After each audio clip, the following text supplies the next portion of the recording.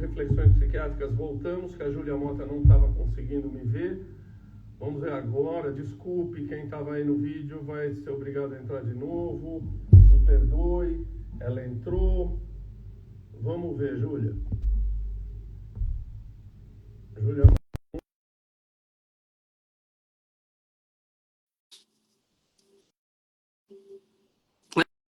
Eu sei. E agora, menina? Continua a mesma coisa, fica tudo preto.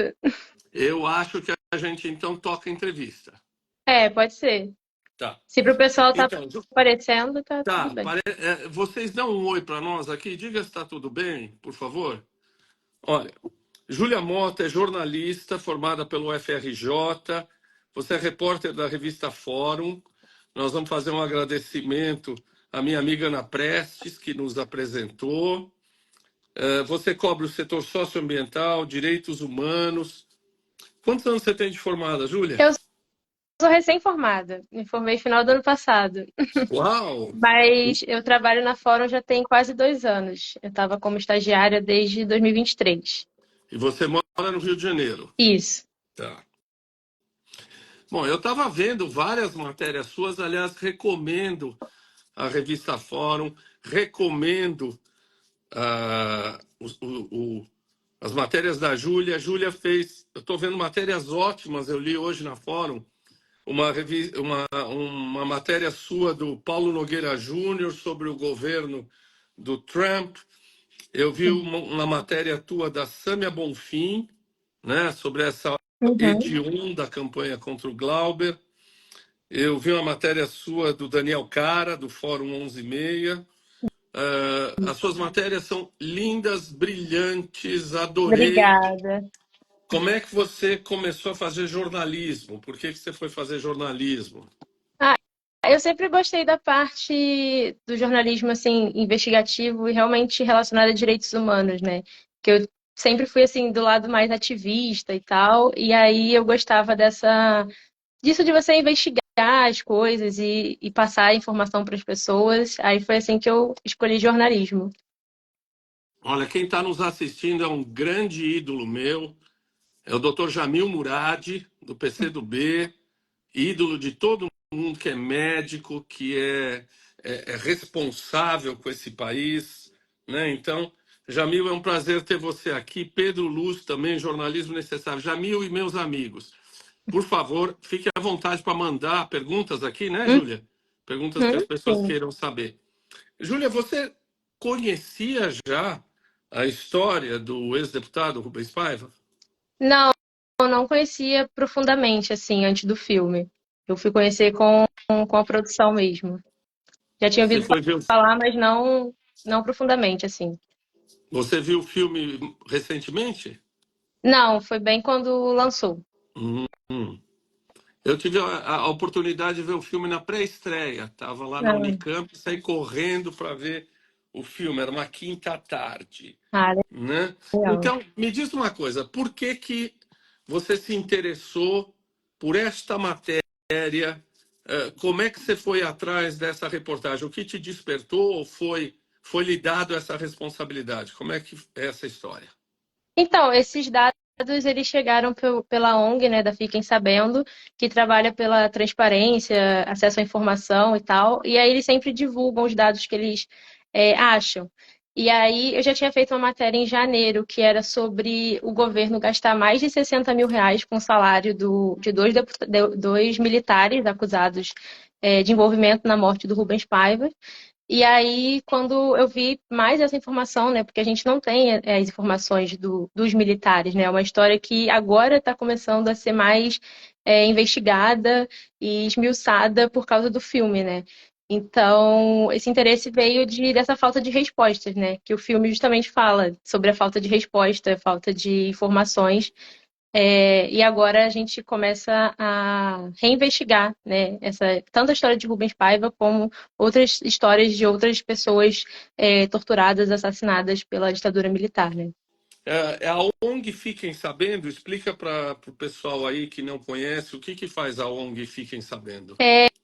Então, são jornalistas que trabalham pelo acesso à informação, né? Pelo direito do acesso à informação. Então, eles sempre estão pedindo informações do governo via lei de acesso à informação para publicar essas informações para a população no geral. Então, você pode utilizar essas informações depois que eles publicam, e aí são de diversas áreas, assim, desde direitos humanos, meio ambiente, enfim, são diversas informações que eles divulgam.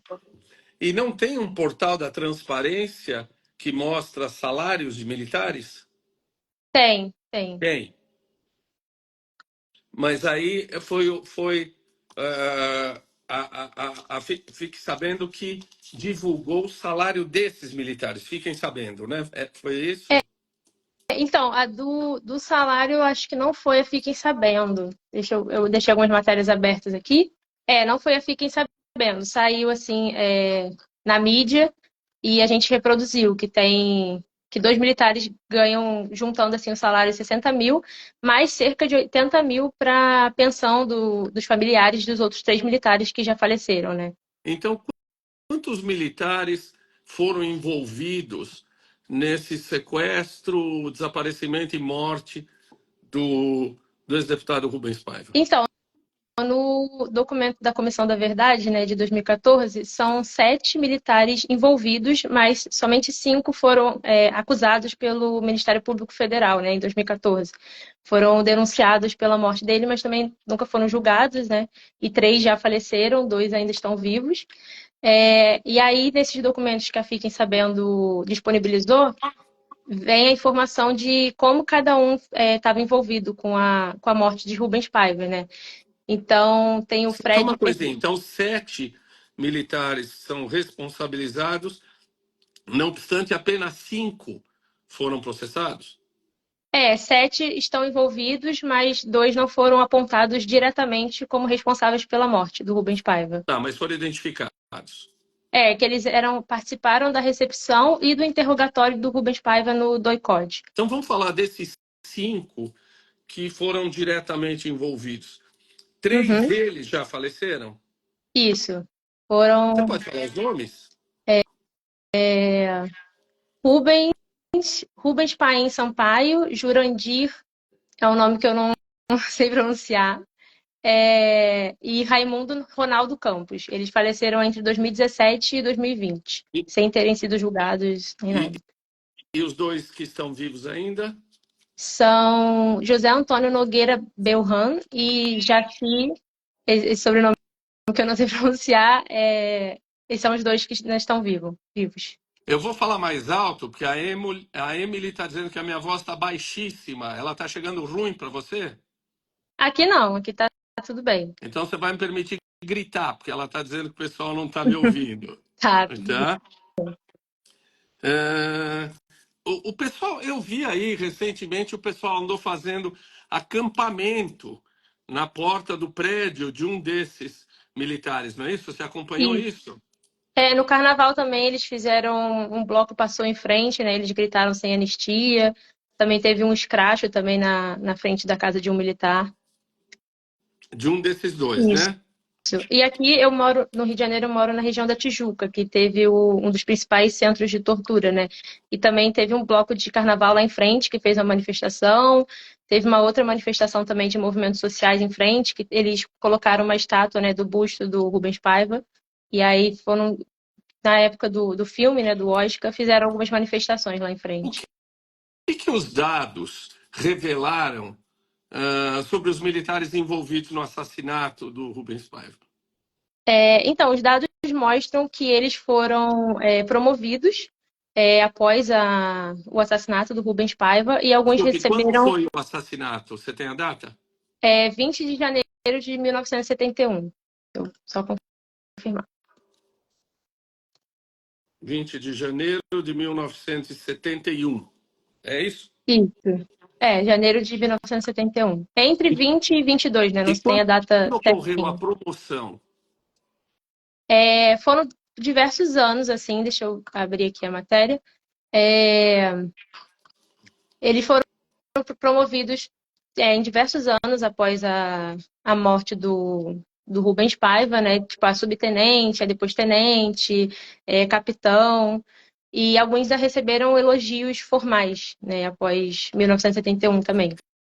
Quer dizer, dos 5 identificados, todos eles tiveram um progresso dentro da carreira militar. Isso, todos Tá. eles tiveram. E então a gente pode dizer que houve um prêmio, uma premiação, talvez não apenas pelo que aconteceu com o Rubens Paiva, mas talvez até por outras operações que eles tenham feito, é isso? Isso, tipo, os documentos não mostram que foi diretamente pelo assassinato do Rubens Paiva, mas além de não ter nenhuma punição, né, obviamente, na época da ditadura militar, eles ainda foram promovidos e elogiados, e até hoje não foram nem sequer julgados, né? E a gente sabe, os dados que você tem, a gente sabe como isso ocorreu, quer dizer, ele saiu de casa, foi para onde? Foi para Tijuca? Não, para onde é que foi levado? Como é que foi o processo? Eu não sei certinho para onde que ele foi levado, né? Mas ele foi, primeiro ele foi interrogado, e aí mostram os dois militares que participaram do interrogatório dele. Depois tem um militar que foi responsável pela morte e desaparecimento, né? E também teve consentimento das práticas de tortura. E depois os militares que tentaram encobrir o desaparecimento dele, né? Do corpo, que até hoje não foi achado. Mas a cronologia, assim, certinha, de para onde ele foi levado e tal, né? Não teve essa informação nos documentos. E os documentos não dizem se como é que foi o interrogatório, já sob tortura. Não vi essa informação. Tá. É, quais dados ainda a gente. Você está abrindo uma caixa de Pandora, tá saindo todas as desgraças aí. Quais dados ainda precisam ser revelados? O que que a gente não sabe? Quer dizer, eu já perguntei algumas coisas. Como foi o processo? O que que a gente ainda não sabe? O que que você, como jornalista, me diria? Olha, eu acho que falta isto para ser visto ainda. Então, tiveram dois militares que a Fiquem Sabendo não conseguiu informações da ficha funcional deles, então a gente não sabe também como eles é, foram promovidos e tal, então ainda tem esses dois documentos, né, que não foram acessados. Então, descreve. E outras. Vamos lá. Então, falta revelar mais dois nomes. Isso, peraí, deixa eu confirmar aqui na matéria. Isso, não conseguiu informação de dois militares. Tá bom. O que mais? E outras respostas, né, que a gente está reconstruindo agora, né, com o filme, o sucesso do filme, são, por exemplo, a certidão de óbito só foi modificada agora, né, em 2024, para colocar que a morte foi violenta e causada pelo Estado. Até então, era causa de morte natural. Então, são essas respostas que a gente ainda tem que buscar, né, para realmente contar a história real, né, como que aconteceu. Então, mais informações sobre esses militares, né? Mais informações sobre o interrogatório, enfim, a cronologia, essas respostas que a gente não tem até hoje, né? Isso a gente não tem. É. Nenhum deles foi ouvido, seja em tribunal militar, seja em algum outro fórum. Eles foram denunciados pelo MPF, mas não foram julgados. A gente sabe exatamente quem interrogou, quem torturou, quem deu sumiço ao corpo. Então, os documentos mostram quem lista cada função que cada militar cumpriu nesse processo, né? Você pode contar para gente? Então, o Fred Perdigão Pereira e o Rubem Paim Sampaio participaram da recepção e do interrogatório do Rubens Paiva no DOI-CODE, e foram os dois que não foram diretamente apontados como responsáveis pela sua morte. Aí depois o José Antônio Nogueira Belran, que era comandante do DOI-CODE na época, é considerado responsável pela morte e pelo desaparecimento do Rubens Paiva, em razão do seu conhecimento e consentimento em relação às torturas, às práticas de tortura, né? A O gente não Jurandir, sabe qual dos doicodes do Rio de Janeiro isso aconteceu. Ou é o doicode do deixa Rio de eu Janeiro? Aqui a gente confirmar. sabe que aqui na Cubatão, aqui no. Eu não sei certinho, qual que foi. Teria que procurar aqui. Não sei se foi esse da Tijuca, não sei qual foi. Tá. Você estava dizendo então teve dois que o receberam, até o Fred Perdigan, bastante famoso aí. O comandante era José Antônio Nogueira Belran, isso, do Isso. IPOD. E os outros nomes? Era o Jurandir, o Jaci e o Raimundo Ronaldo Campos, que atuaram na tentativa de encobrir o desaparecimento por meio da farsa do resgate. Jurandir Jacire. E Raimundo Ronaldo Campos. A história é que foi uma tentativa de resgate de algum órgão de esquerda que acabou sumindo ou tendo um tiroteio. Foi isso? Como é que foi essa história, essa fábula? Tipo, não. Peraí.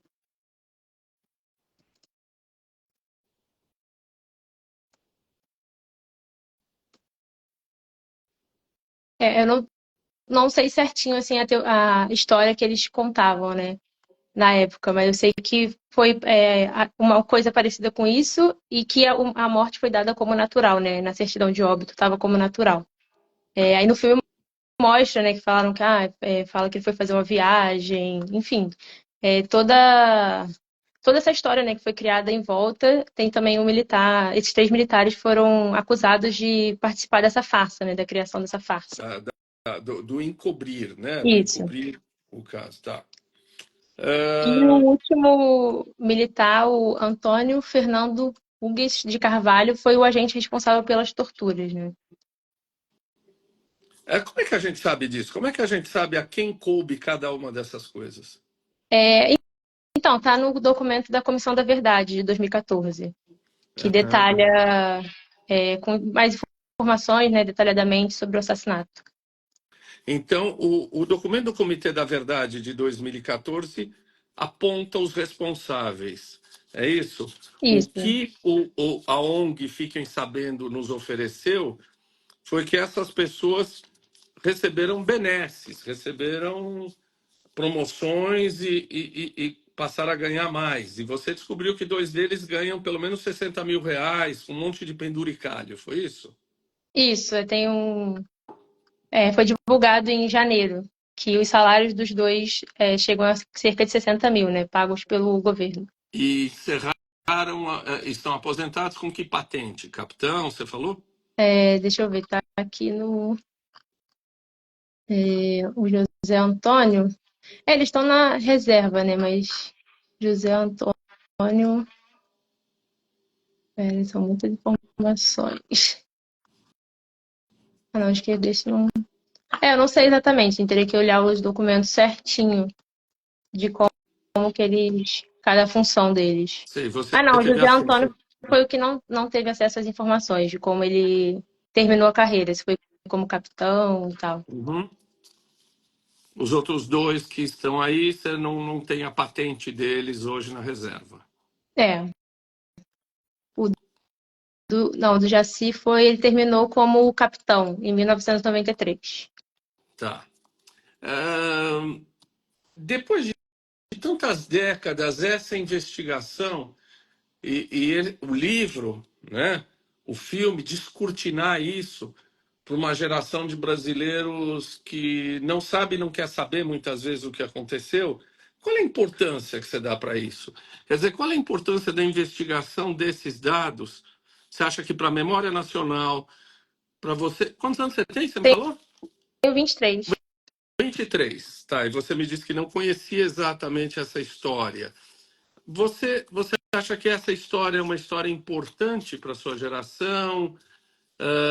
Você acha que isso abre a possibilidade de voltar a olhar para essa situação ou para tudo que aconteceu de uma maneira mais verdadeira? O que você acha disso? Sim, é muito importante, né? Porque agora a gente vive uma época de uma briga de narrativas, assim, né? Que tem alguns políticos, enfim, que contam falsas narrativas sobre esse período da ditadura militar, né? Até hoje, é o que falam, né? A gente não teve uma punição correta contra os militares, a gente não teve uma investigação correta sobre a ditadura militar. É um assunto ainda muito que as pessoas não falam assim diretamente, não falam com a profundidade que tem que ter, e aí isso abre espaço para que seja um tema, como posso dizer, que é isso, atravessam diversas narrativas, sendo que existem fatos, existe a história, né, que ela tem que ser contada. Então, principalmente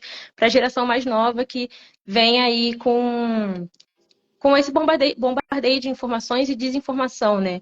Então é muito importante o filme, o livro, enfim, revirar esse passado mesmo, né? Que é um passado muito cruel e muito pesado, mas que justamente por ele ser assim, que a gente precisa revisitar e precisa entender o que realmente aconteceu para que não se repita. Senão a gente tem aí políticos e pessoas que pedem a volta desse período, ou porque concordam com o que aconteceu, ou pessoas que não sabem exatamente o que aconteceu, que não têm acesso à informação do que realmente, do período sombrio que foi, né, a ditadura militar. E por exemplo, a gente tem projetos que, até nas escolas, enfim, para recontar a história de um outro jeito, assim, principalmente sobre a ditadura militar e tal. Teve uma matéria também que eu fiz ano passado, retrasado, que mostrava quais são os principais temas de história que as pessoas mais duvidam dos fatos, né? E era a ditadura militar, uma delas, que as pessoas não têm, assim, o assunto tão forte, assim, né? É Pelos isso, fatos. conta aí, você fez uma matéria averiguando quais são os fatos históricos que as pessoas mais desacreditam. É uma matéria sua, é isso? É, E o que eu ocorreu, fala, desculpe, na ditadura militar é uma das áreas da nossa história menos crível ou menos discutida. deixa eu ver se eu acho aqui, porque essa matéria é meio antiga. Foi algum levantamento. Eu não sei se eu vou conseguir achar agora. Peraí. A matéria é sua, né? Isso. Foi algum levantamento que foi divulgado na época e que mostravam que eram os dois assuntos, assim. Mas tem que confirmar, mas eu não. De qualquer forma, o que você está me dizendo é que um dos assuntos muito pouco discutidos na escola ou que envolvido em uma neblina grande é o que aconteceu no Brasil nessa época, é isso? Isso, né? A gente vê que hoje é um assunto que as pessoas ainda têm, tipo, muitas dúvidas ou que são atravessadas por desinformação, né, durante o período. Então, até tem projetos, acho que na Bahia e em outro estado, que é para colocar o livro como obrigatório nas escolas. A gente fez uma entrevista também na Fórum com não sei se era deputada ou vereadora, que falava, né, que é contar, a importância de colocar esse livro nas escolas é você contar a história real do Brasil através do olhar da Eunice Paiva, né? Então, você contar através dos fatos. Ela foi uma vítima da ditadura militar também, então ali está um relato real do que aconteceu. Então, é uma forma de você contar a história do país através do que realmente aconteceu, através das vítimas, né? Para que não tenha mais dúvidas sobre o período e desinformação, né? Bom, tá cheio de livros por aí que só não lê quem não quer, né? O que é esse companheiro, Batismo de Fogo. Tem vários livros, Jacó Gorender, tem vários livros contando o que aconteceu, né? Felizmente esse livro trouxe, mas tem livros aí, muitos livros, e o pessoal acho que agora deveria olhar para isso. Você assistiu Argentina 1985? É o do julgamento, né? Se Do eu não me Ricardo engano. Darinho, principal, Ricardo Darinho. Você Eu, viu esse filme? pelo nome, eu acho que sim, é o do julgamento, não é? É, Que ele exato, julgou exato. Isso, vi sim, vi O recentemente. que eu ia lhe dizer é que, infelizmente, a gente não teve um julgamento, a gente não teve um olhar legalista como a Argentina teve em cima desses crimes, né? E acho que a anistia geral e restrita acabou botando uma pá de cal em cima dessa situação. Você está motivada a continuar essa tua matéria ou isso é um pacote fechado, eu já estou em outras matérias agora, eu não vou continuar investigando isso. Não, eu acho que é um tema que precisa, né? Que a gente precisa.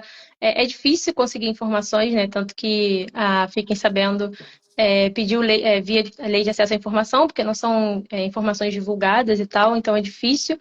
E pela época, né? As coisas eram apagadas, então é difícil ter informações, mas é muito importante que a gente continue, sim, investigando para poder destrinchar esse passado, né? Eu vou tomar a liberdade de dizer para você que você deveria pensar num livro sobre isso, porque o teu livro, ou essas informações, são exatamente a continuação do livro do Marcelo e do filme. Quer dizer, eu acho que você conta a história toda a partir disso. O dois, o passo dois. Acho que essa sua matéria é muito legal e pensa direito, pensa na possibilidade de você fazer um livro com essa coisa investigativa, já que você se mostra muito interessada, né, em matérias investigativas. O que você acha? Sim, sim, eu gosto bastante dessa. E eu cubro direitos humanos, tipo, eu faço diversas matérias na Fórum, mas principalmente com foco na editoria de direitos humanos, né? Então eu tenho bastante interesse nesses assuntos. Sugiro fortemente que você pense num livro, vai ser a continuidade do que a gente leu até agora. Eu prometi para você que ia ser 30 minutos, eu estou abusando de você já. Não, não Você tem problema gostaria, não. você gostaria, além de agradecer de novo a Ana Prestes por nos apresentar, falar da revista Fórum que você trabalha, que é maravilhosa, maravilhosa, eu acho que as pessoas deveriam acompanhar. Sim. Eu dou a palavra para você para a gente encerrar essa entrevista. O que você gostaria de dizer ao final aqui?